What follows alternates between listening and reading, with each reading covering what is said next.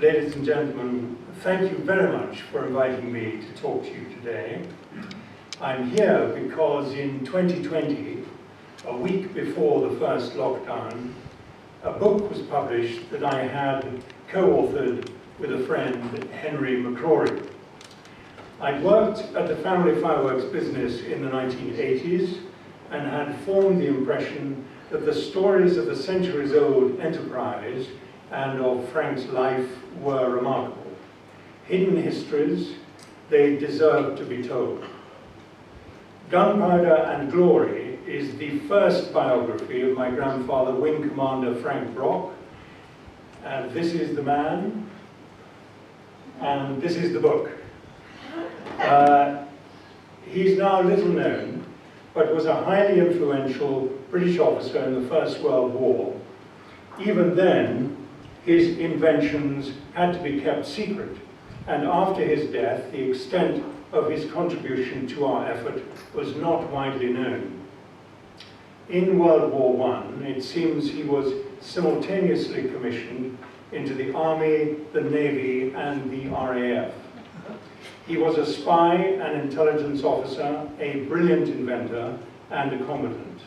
A combination of James Bond and Q. He changed the weather twice in our favor, giving the British and their allies two of the best feel-good moments of that terrible conflict.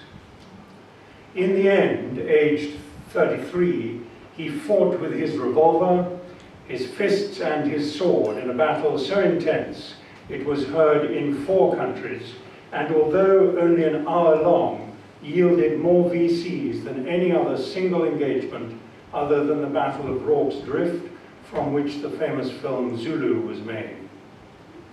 Frank is thought to have died in a sword fight in Belgium on St. George's Day 1918, he and his killer falling dead a few feet apart, killed by each other's last thrust. Probably the last British officer ever to die in a sword fight, the Nazis, recognizing the significance of Frank's death, named a new destroyer after his killer in 1937, the Hermann Hund. Frank's contribution to the British war effort was so impressive that we felt we had to give an explanation of what lay behind his extraordinary talent, to show the scientific background from which he had sprung an ancient family firework enterprise. There is far too much in that book, even to think of including it in a talk. So today I will give you the briefest overview, focusing on a few key characters, and particularly the Brock's connection to India, before briefly running through the highlights of Frank's life and military service, part of which too relates to India. My great-grandfather, Arthur Brock, suggested in a 1905 newspaper interview that the family firework enterprise may have been going as early as the 1640s. But the first definite evidence we have is from the 5th of November 1720, when John Brock, artist in fireworks, blew himself up in London and was buried in St. James's, Clerkenwell. For our purposes, we mark this, John, as the first family pyrotechnist.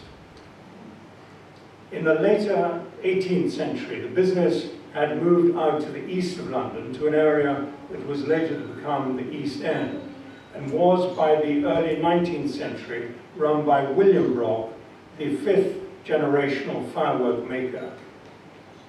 In 1825, almost a century after John's horrible death, William went out to breakfast one morning with his leading hands.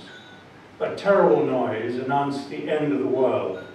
His fireworks ignited, and his house, his business, and all his neighbors' houses, indeed the entire street, were blown to smithereens. William survived. He managed to rebuild, and 40 or so years later, his young grandson, Charles Brock, took over. Charles only lived into his late 30s, dying of natural causes this time, but in that time, He revolutionized the way fireworks were made, transported, and displayed around the world. Above all, he was responsible for transforming British pyrotechnics, leaving it in a position far ahead of any other country. In 1865, and after years of trying, Charles finally managed to persuade the directors of the Crystal Palace that firework displays would bring large numbers of people through their turnstiles. So impressed were they with Charles that they gave him a contract, and from then, almost uninterrupted until the palace burnt down from an electrical fire in the mid-1930s, Brockes carried out many displays every year in South London. Displays that would entertain tens of millions and become world famous, indeed would take the company to what would now be called the world's leading brand.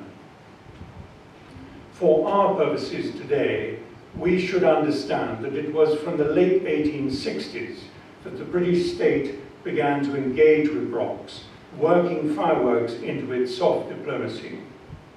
For example, within what became known as the Great Game, and worried that the Russians would attempt an invasion of British India by way of the Caspian Sea and Persia, London made sure that the Shahs of Persia were enthusiastic and not infrequent visitors.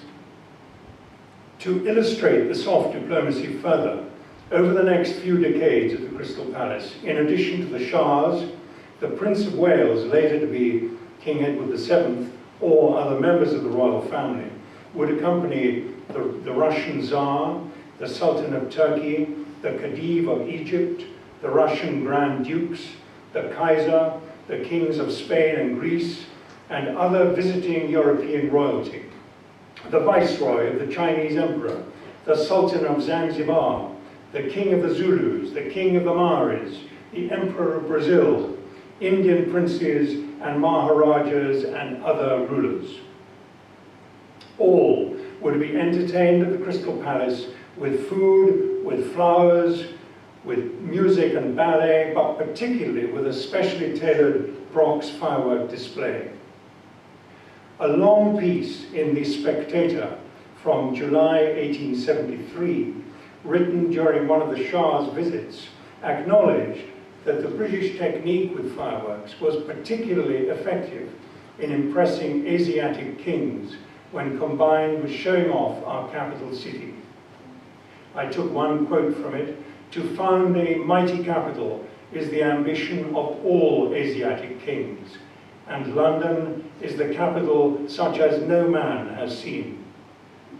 In 1875, just 18 years after the Indian Mutiny, the Prince of Wales set off on a long tour of India, and to accompany him, Brockes sent out 2 teams of men and millions of pounds worth of fireworks in today's money. That gives you an overview of some of the displays. The Brockes team would stay ahead of the royal progress and be ready to fire massive displays when the royal party arrived. The Indians had seen nothing like it, and hundreds would get into the best positions up to a week before the displays to bag their places, with the eventual spectators numbered in tens, hundreds of thousands, even a million in one estimate. Charles and his younger brother Arthur had also pioneered the use of magnesium in pyrotechnic as a way of illuminating huge set pieces, which developed into astonishingly accurate portraits of leading personalities. These set pieces were composed of thousands of individual fireworks and miles of instantaneous gunpowder fuse. These portraits would be 60 feet in height and would show an impressive picture of their Empress Victoria looking down in fiery splendor from a great height. This was done in the Boer War, and you can see that she's surrounded by her generals. They were really very, very impressive, and the technology, the knowledge of how to do those portraits has gone now. Nobody knows how to make them. The next slide will show them actually building a set piece. You can see at the bottom those vertical spikes. Those are called lances. So it was tens of thousands of those that would be used.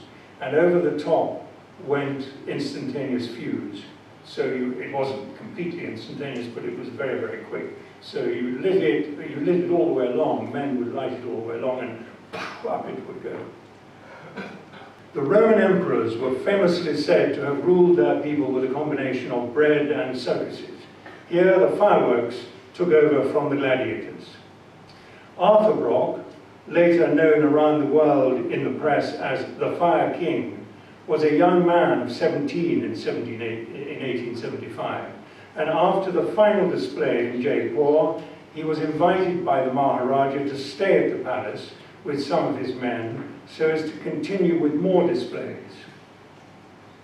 Here is the Maharaja, I think, and his gatehouse. Arthur recalled in a later interview, and we should remember that these are the recollections of a man who was then a teenager. In the course of business, I have traveled far and wide, and perhaps the most memorable experience of my life was when I first visited India to arrange and superintend the displays given in honor of His Majesty the King during his famous tour in the East as Prince of Wales.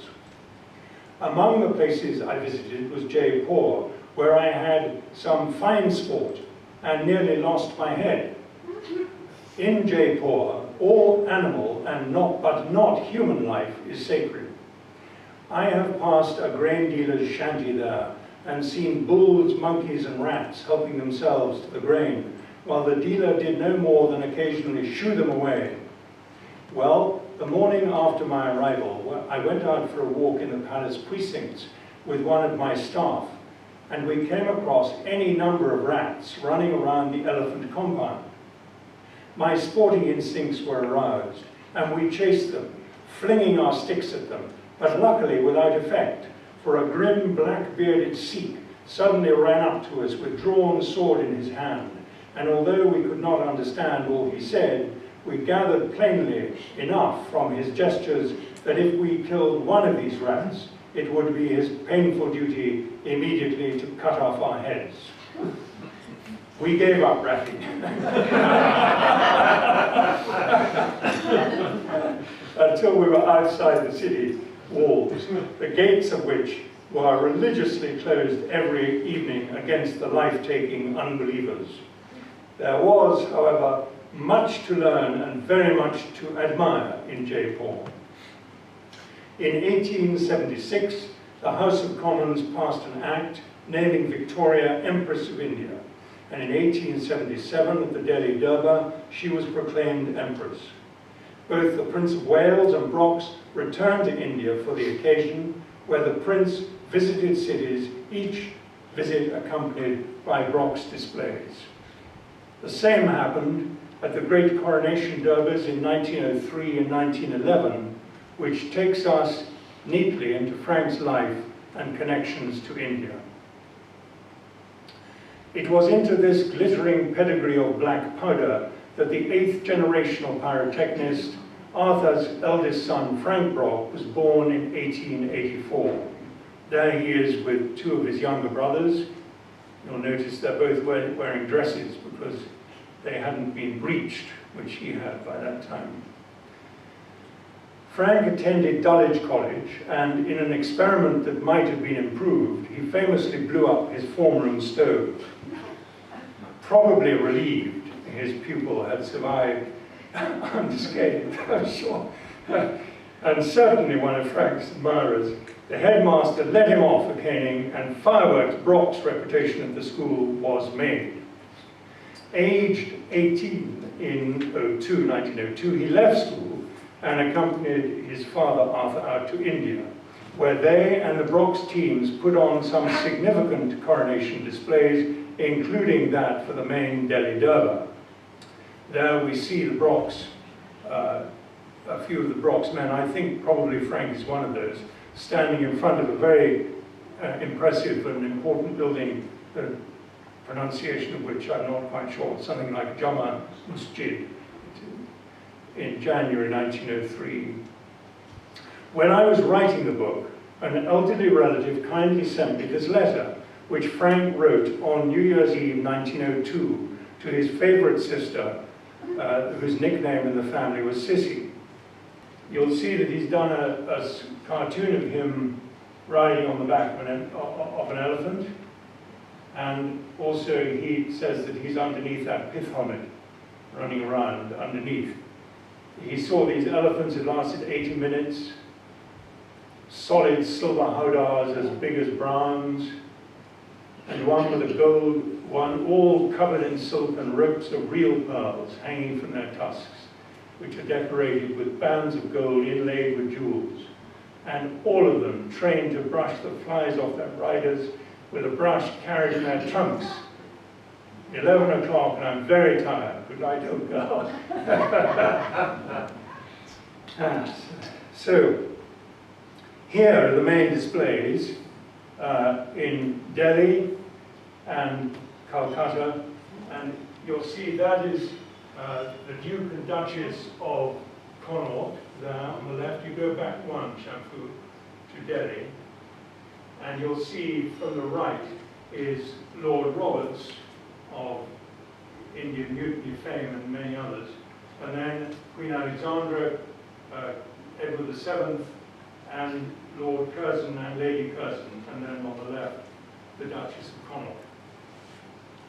For over a decade after he joined the family business, Frank courted the globe orchestrating breathtaking displays. A colossal show he staged aged 21 at a review of the fleet at Spithead in 1905 with 58 warships and 6,000 men for the Entente Cordiale, marked him out in military circles as a genius, and as a sideline he began secretly developing improved smokescreens for the Navy. In January 1907, there was a successful attempt made to impress the Emir of Afghanistan with a state visit to Agra, where the Viceroy entertained His Highness with a major Brock's display. I'd like to find out if Frank actually was in India in 1907, but I haven't yet done so.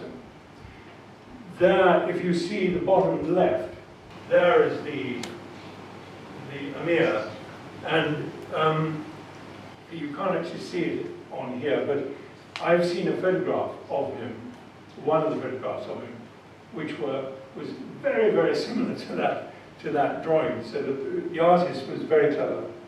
Other things were going on. So this was the soft diplomacy. We were working on the Emir because Afghanistan was always a worry for us that the Russians would come through. But other things were going on, which I'll touch on later. In December 1903, the first man-made powered flight took place with the Wright brothers managing a flight of about 40 yards at a height of 10 feet. In 1908, H.G. Wells published War in the Air, about a fleet of German airships flying across the Atlantic and destroying the USA. This coincided with several belligerent remarks made in Berlin of how their new Zeppelins would kill everyone with whom they disagreed. The fear that Germany's belligerence generated helps to explain why secret negotiations took place in St. Petersburg between the Russians and the British. On the 31st of August 1907, the Anglo-Russian Convention was signed, again in secret, and the two sides agreed to bring an end to the Great Games. Russia would no longer attempt to invade or destabilize British India, and Afghanistan would be left under British influence. Germany's Zeppelins, its growing militarism, and the fears these engendered in the public explains why Arthur Brock decided to make a Zeppelin attack the centerpiece of his firework displays at the Crystal Palace over the summer season of 1909. But it does show the way in which, of course, long before cinema or television or anything of that nature, these were, as it were, moving images. It was extraordinary. From this time on, Frank would be pondering on how best to counter these massive and terrifying airships. He travelled out to orchestrate the Delhi Durbar coronation displays of December 1911 and returned there at the end of 1912 in order to manage the celebrations for the formal transfer of the capital city from Calcutta to Delhi. While in Delhi, terrorists attempted to assassinate Lord Hardinge, the Viceroy. Mercifully, the attempt failed, although the bomb thrown at the Viceroy's howdah killed his servant and embedded shrapnel in Hardinge's back. By analysing the chemicals left on the silver of the howdah, Frank was able to identify the explosive used, which gave the police valuable evidence. The assassin was eventually identified and caught. Frank returned home and travelled extensively in Europe for 18 months. In 1914, he was negotiating right up to the beginning of July, less than a month before war broke out, to pick up a valuable series of displays at the massive Düsseldorf Exhibition Centre, and he managed to inspect the airships at closer quarters. Dressed as an American with the appropriate accent, no one thought America would enter any possible future European war at that time. He managed to enter an open day when Zeppelins were on display, and based on what he saw, he began to construct ideas of how to defeat it. When war broke out, he joined the army, the Royal Artillery, but made his interest in Zeppelins known to Murray Suter, who ran the Royal Naval Air Service, the RNAS, directly beneath Winston Churchill, who was then First Lord of the Admiralty. In the autumn of 1914, this shows the Brock family preparing for war. You can see Frank on the left, standing behind my grandmother. They weren't married at that time, and his brothers around, most of them, or in fact all of them, would be in, except Benjamin, standing on the right, who helped his father run the factory, which would normally have 500 people in it working. Went up to 2,000 or 2,500 during the war, so it was a very, very busy place. In the autumn of 1914, Churchill gave Suter permission to launch the first strategic bombing raids in history against the Zeppelin bases. Suter borrowed Frank from the army, and on Frank's wedding day, 24th of October 1914, after a glass of champagne, he was sent to Paris, where he was given false papers. These are the pictures of Frank and G at that time. G, her name was Gladys, but she didn't like Gladys as a name for some reason, so she was always called G. It's interesting, if you go back, that was taken in 1913, and it's only 4.5 years or something later. You'll see the picture, the very first picture we showed. You see the immense amount of aging that's taking place. Okay, so he's got his false papers from the British consul in Paris. The book tells how he and another officer made their way into Germany from Switzerland, and based on what they saw, they organized the bombing raid from a huge French airfield at Belfort. 3 Belforts at the bottom of the fixed line that became established between the Germans and the Allies. The 3 planes made it to Friedrichshafen. One didn't get off the ground. Friedrichshafen was the Zeppelin base on the northern shore of Lake Constance. And here they are attacking the works. The raid did not actually deliver a great deal of material damage, but was a terrific success for the British right around the world, terrific propaganda. And the next slide will show the French. This was one of several pictures taken of a medal ceremony, where Frank is standing on the left, and in the center with a monocle, sort of half on, as it were, to us, was a guy called Noel Pemberton Billings, who started the company that was to go on to make the Spitfire. He was a really eccentric man, and my My grandfather got on well with him at this stage, but later in the war, apparently, my grandmother said he was less fond of him. We know that this picture was taken before the raid because all 4 pilots, British pilots, are there, and one of them was shot down in the raid, so it must have been taken before. On his return, Frank was introduced to Churchill, who made the decision to order Frank to design, construct, commission and command a secret research station in East London, close to the 2012 Olympic Stadium.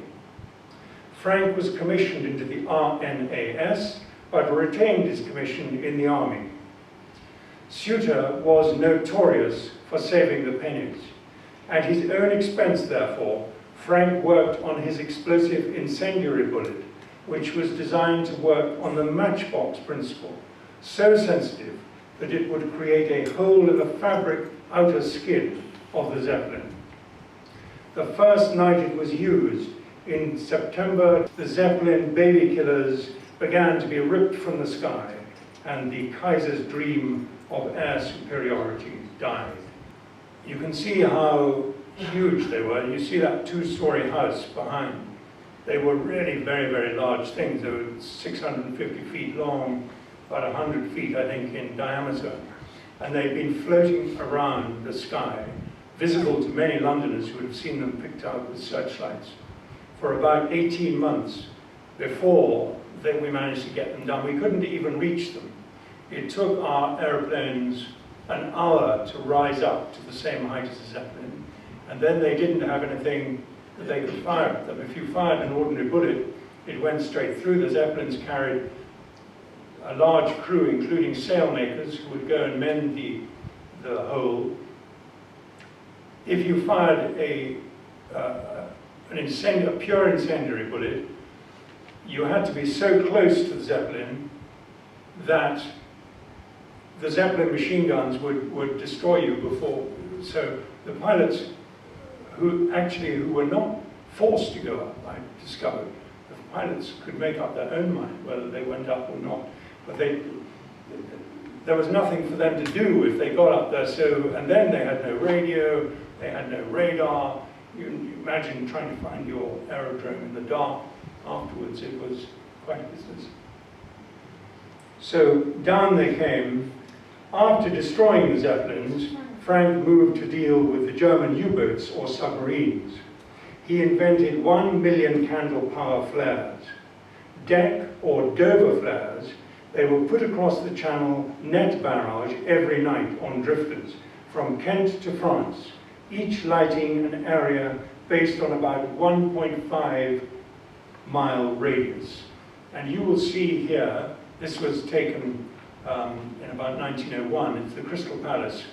And if you go into the detail of this photograph, which we can't do here, you'll see amazing detail.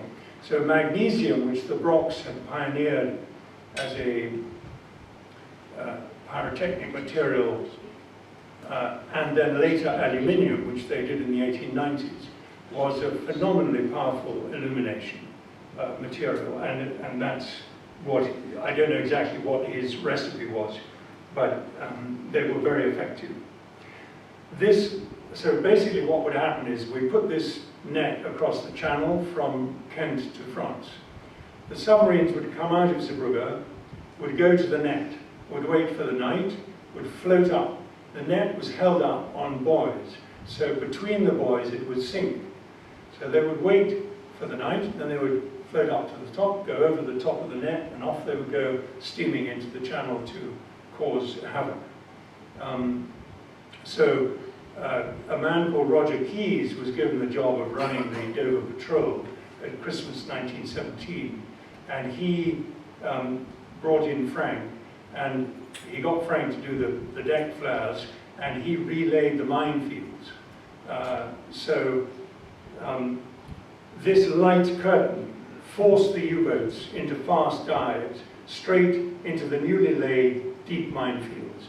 The first night Frank's flares were used, a U-boat was destroyed in this way, and his commanding officer, Admiral Roger Keyes, thought that about a dozen more followed it down to the sea floor before the November the 11th armistice. When in the summer of 1917, this gives you an indication of how dangerous the submarines were. When in the summer of 1917, the War Cabinet asked the Chief of Staff's plans for 1918, Jellicoe replied that unless we could find a way to stop the Germans sinking all our ships, there would be no fighting in 1918 because it would be impossible. And towards the end of 1917, the government's War Committee minuted that there was nothing more important to it than the closing down of Zeebrugge on the Belgian coast as a German submarine port. Frank was called in to help plan a blocking operation. He invented and produced many new items, including light buoys and flamethrowers, but the most important, without which the raid would have been impossible, was the first naval smokescreen that did not give away its position by flame at night. So this is his flamethrower being tested before the raid, and that is it taken at night. The range of shot was about 100 yards, something of that nature. And here he is on Wormwood Scrubs, which was another RNAS base, testing out his smoke material, which was based for the large part on the diabetic sugar, Saxin. He needed so much of it for this raid that the government put out a thing saying that there was a health concern about Saxin, and therefore, for the moment, they wouldn't be allowing anybody to have it. So it was all diverted to Frank. On the 1st of April 1918, he was commissioned into the RAF, where the Royal Flying Corps and the RNAS were merged into the new air service. And on the 22nd of April, he travelled out with the British task force to Zeebrugge. There you see the HMS Vindictive, which was an old cruiser, specially designed for the raid. You'll see the gangplanks out on its port side, and it's steaming out. When it was going to the mole. The mole was a word taken from the classics, meaning sea wall. And when they had created Zeebrugge, Zeebrugge means Bruges by the sea. Bruges was a port in the Middle Ages, which then silted up. And so by the beginning of the 20th century, it was miles from the sea. So the Belgians built canals, and where the main canal reached the sea, they put this massive 1.5 mile sea wall, which was the longest in the world at that time. The idea was that this would go to the mole, against the mole, and cause absolute havoc on the mole. Meanwhile, in the havoc, 3 British block ships would steam around the end of the mole and drop themselves into the entrance of the canal, through which the Germans moved all their submarines. That was the concept.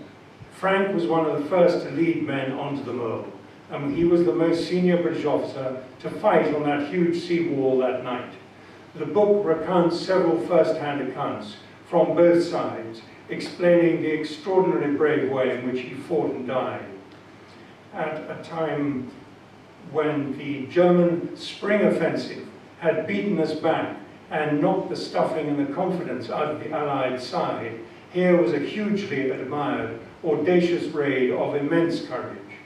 It captured every newspaper in the world for days and boosted our morale greatly, just as it had the opposite effect on the Germans, who had been told by that state that there was nothing that was going to stop them winning, probably out of all proportion to its actual strategic and tactical damage. In World War II, Frank's flare technology was used by the RAF Pathfinders, and his smokescreen continued to be used by the Royal Navy. He left behind a widow, my mother aged 2.5, and an unborn daughter, my Aunt Francesca, named after Frank. I'm really aware that I've hardly touched on the book. I mean, there's a lot of info in it, and I've only managed to skirt the surface of it. But I thought I would leave you with 3 quotes from his contemporaries. Captain Carpenter of the Vindictive, writing after the war, believed Frank was a natural for special operations. He described him as a whiz-bang man and warrior poet, dedicated to the art of warfare as much as to the pursuit of intellectual study and reflection. He wrote afterwards, "No matter what our requirements were, Brock was undefeated. With a highly scientific brain, he possessed extraordinary knowledge of almost any subject." A correspondent for the Navy magazine wrote of him, "From H2O to WO2, they knew all about it, or thought they did, until the wayward genius of the commander, who never pretended to be a chemist, taught them that there were permutations and combinations to the nth degree that they had never dared to think of. Wing Commander Brock's great secret was originality. To the accepted formula, he would add just a touch of the unexpected. The chemist would say it can't be done, or it wouldn't work. Sometimes it did not, but often it did, very nearly. And Brock's pioneer brain touched it a little bit more, and lo, the impossible and the unexpected had arrived." Finally, Henry Major Tomlinson, one of the Army's official correspondents for the Great War, described Frank's death as a loss of the gravest description to both the Navy and the Empire. That's it. Thank you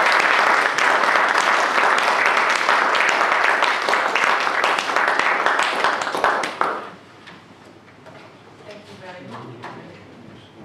Thank you very much indeed for putting up with it. I just wonder whether anybody has any questions they'd like to ask? Can I ask a question about gunpowder? Oh, I'm not sure, but you can try anyway. I mean, gunpowder, as I understand it, in the British Army, from the Napoleonic Wars onwards, was produced primarily at Smee, where there was a large gunpowder factory, and the At where, sorry? Waltham Abbey in Essex. Yes, Waltham Abbey, exactly, it was, yeah. It was built there to improve the quality.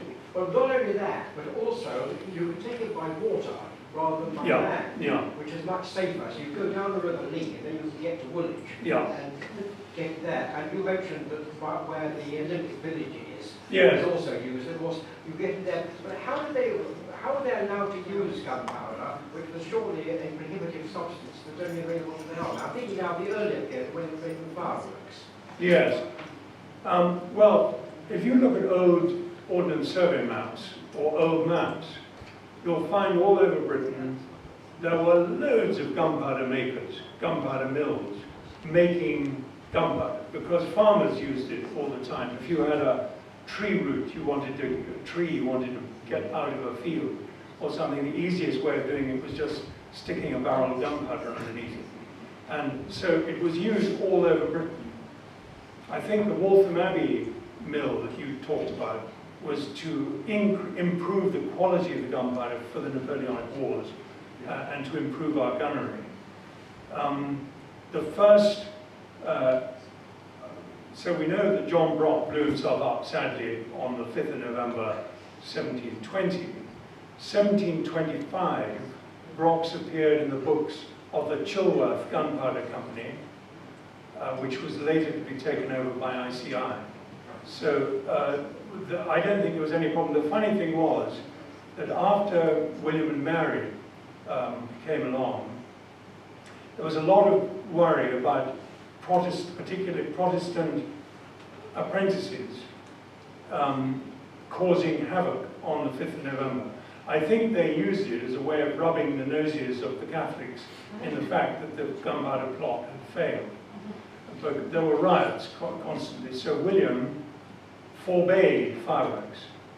So from something like 1690 something to 1865 or thereabouts, they were illegal. But Brock's was going strong right the way through that period. And it was one of those laws where people just it was passed so that they could jump down on people if they started behaving badly. But apart from that, they just turned a blind eye. And most of the fireworks were done right up until the Crimea War. They were done by Woolwich. Woolwich, the government, Woolwich Armoury did all the fireworks. And it was only after that that they went private. The big displays, I'm talking about big national displays.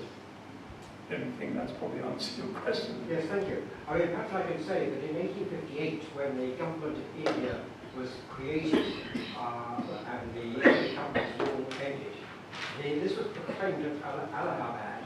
I'm not quite certain why it was at Allahabad, but it was.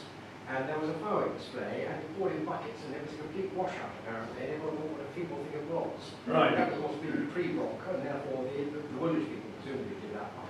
Well, or local firework makers. There were people who made fireworks in India, but it's said that after the Brocks arrived, they all had nervous breakdowns because what they could do, and this was also true in Ceylon, what they could do was just nothing compared to the Charles and Arthur really lifted British fireworks way above anywhere else. Thank you. Could I ask a question? Yes, please. I didn't quite understand how they came to die by sword. Yes, I know. And there are a lot of accounts, both from the British archives and the German archives, in the book of how he came. Basically, why on earth was a man of that talent allowed to go anywhere near that? So he said to Keyes, when Keyes wanted him, he said, look, I will go, but only if I'm allowed to go ashore. I mean, I'll do all the stuff for you, but I have to go ashore. Because the Germans have got a rangefinder, which we believe to be very much superior to ours. And Frank was certain that there was a rangefinder on the mole.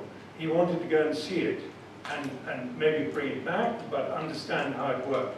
So he said, no, you can't go, you're too valuable. So Frank said to him, well, you're going, you're going to be there, so why shouldn't I go? So in the end, Keyes let him go.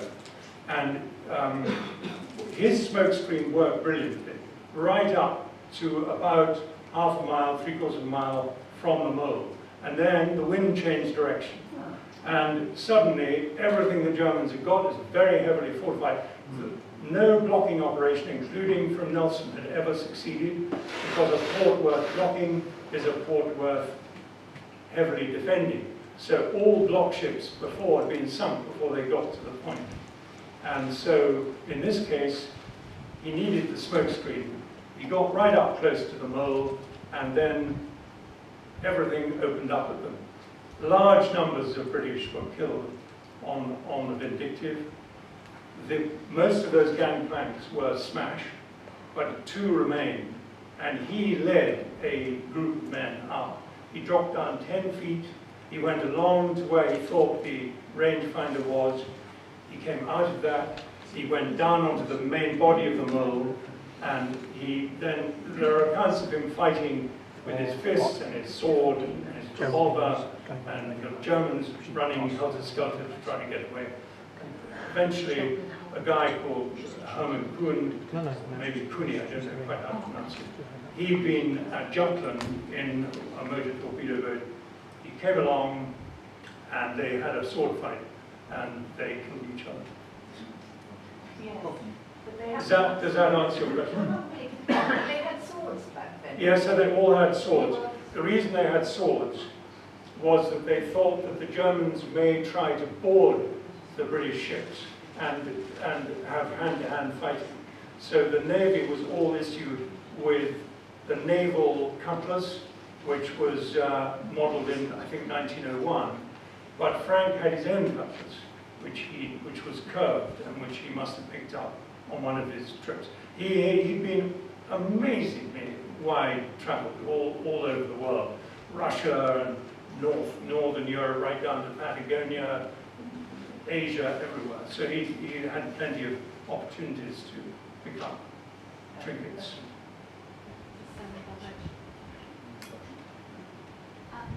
child, I always remember we had Rock's fireworks. Yes, good. And I always used to go, funnily enough, to a place called Brockham in Surrey Right. for the firework display. But when did Brock's fireworks go into demise and the Chinese imports start taking over? Yes, funnily enough, the Chinese, where they're made, is in my wife's home province of Hunan in China. So, and she very kindly showed me around one of the firework factories, which had just started using the same safety arrangements that Charles Brock introduced in 1875 with the Explosives Act, which he mainly wrote. So the Chinese, Mao died in, no doubt Shanfu will correct me, but I think Mao died in 76, and after the Gang of Four were dispatched, it began to open up China, and fireworks absolutely flooded in the 80s. And Brock's was sold to its main British rival Standard in 1987. And Standard then couldn't cope with the competition and was sold to Black Cat Fireworks of China or Hong Kong in the late 90s.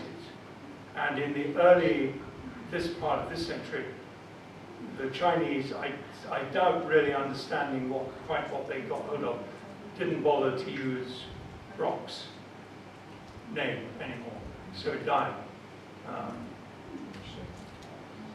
And then in 2012, somebody spotted a gap and registered a company called Brock's Fireworks, which is still in existence but doesn't sell anything or make anything. I don't quite know what it's there for. But it's not Brock's Fireworks, basically. How did the Zeppelin bullet work? Yes. The assembly didn't work. Yeah. How did that? There were two other incendiary bullets. A tracer type bullet called a Buckingham, and an explosive bullet called a Pomeroy. Pomeroy was, I think, a New Zealand inventor. Pomeroy bullets only work if they hit something very solid. The Buckingham bullet ran out of fizz before it got to them. Frank's bullet used potassium chlorate, I think, in such a way, with some other little bits and pieces, in such a way that it was extremely sensitive. So William Pope, the Cambridge professor of chemistry, giving evidence after the war, said that you could almost fire it in a pocket handkerchief and it would blow up. So the key thing with hydrogen is everybody thinks hydrogen, they've seen those things on fire and they think, wow, it's very, very inflammable. But it's only inflammable if it's mixed with the right proportion of air, with oxygen.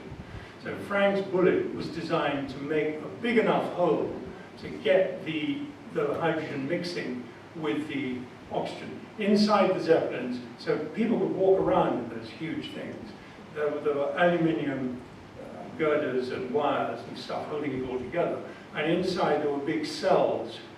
I don't know, maybe, I can't remember what it was, 10 or 15 cells. They were made from the guts of cows, which came in from Argentina. Huge numbers of cows were required to make these Zeppelins, something like 250,000 cows to make a Zeppelin. And so you had to get in there and stir up the stuff. And the first time it was used by a man called Heath Robinson, the first night his bullet was used, he describes how he'd emptied drum after drum, and then he had one final drum. He came in and he suddenly saw a deep red glow inside, and then he quickly had to get out of the way as the thing came spiraling down past him. He got a PC 2 days later.